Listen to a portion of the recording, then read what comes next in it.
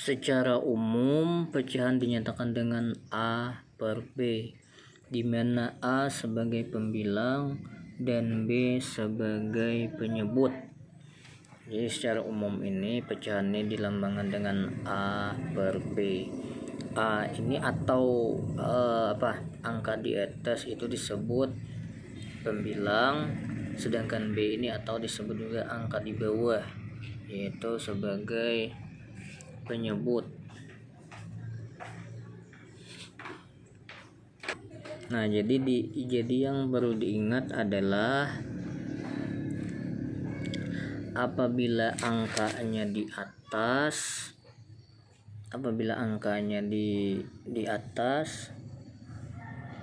itu disebut dengan pembilang, dan apabila angkanya di bawah itu disebut penyebut. Nah, di sini contoh ada satu bola ini, yang ini diarsir dan ini tidak diarsir.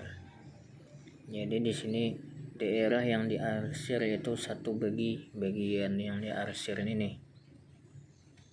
Sedangkan daerah keseluruhannya ada dua bagian, keseluruhannya itu tadi jumlah keseluruhan yang diarsir dan tidak diarsir, jadi 1, 2. Jadi yang diarsir ada satu bagian, sedangkan jumlah keseluruhannya ada 2, 1 yang diarsir 1 dan yang diarsir 1, jadi 2. Jadi daerah yang diarsir pada gambar S menunjukkan pecahan 1 per 2. Bilangan 1 menyatakan pembilang dan bilangan 2 menyatakan penyebut. Jadi yang perlu diingat adalah apabila angkanya di atas itu disebut dengan pembilang, sedangkan apabila angkanya di bawah itu disebut penyebut. Nah, jadi 1 disebut pembilang, 2 disebut penyebut. Selanjutnya contoh yang kedua, yaitu di sini ada gambar, ada satu yang diarsir satu bagian, sedangkan keseluruhannya ada 1, 2, 3, 4. Jadi 1 yang diarsir dan yang keseluruhannya ada 4, 1, 2, 3, 4. Jadi daerah yang disebut dengan menunjukkan 1 per 4. 1 disebut pembilang, sedangkan 4 disebut penyebut. Jadi yang perlu diingat adalah 1 apabila angkanya di atas disebut dengan pembilang, apabila angkanya di bawah disebut dengan penyebut. Nah, jadi 1 disebut pembilang, sedangkan 4 disebut penyebut. Selanjutnya di sini membaca dan menulis pecahan. Ketika menyebutkan suatu bilangan pecahan di antara pembilang dan penyebut, disisipkan kata per. Contoh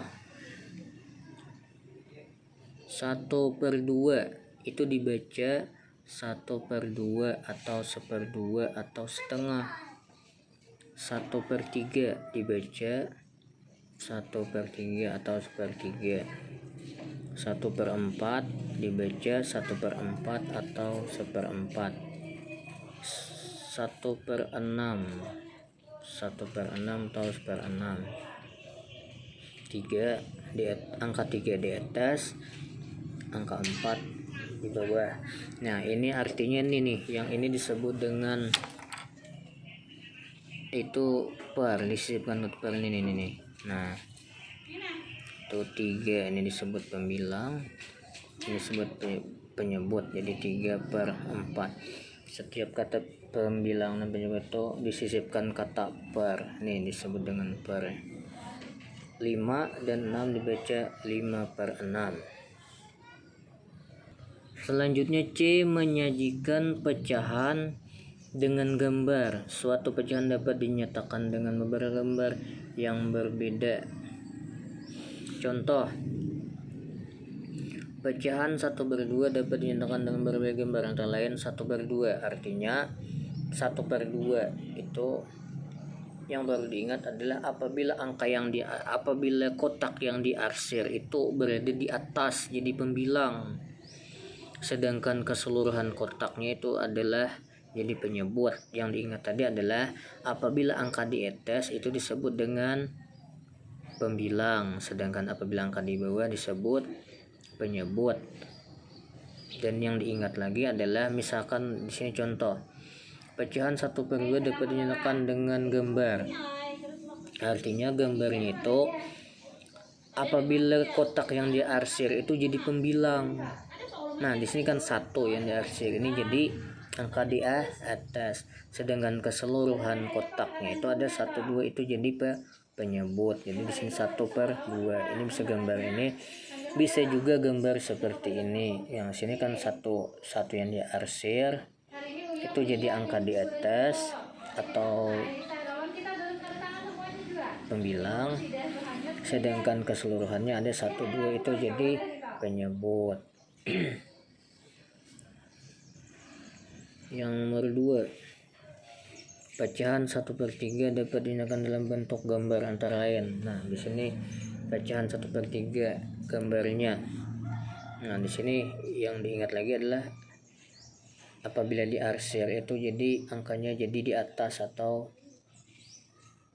pembilang. Itu di sini 1 yang diarsir jadi angka di atas, sedangkan keseluruhan kotaknya ada di sini 1, 2, 3 itu jadi penyebut.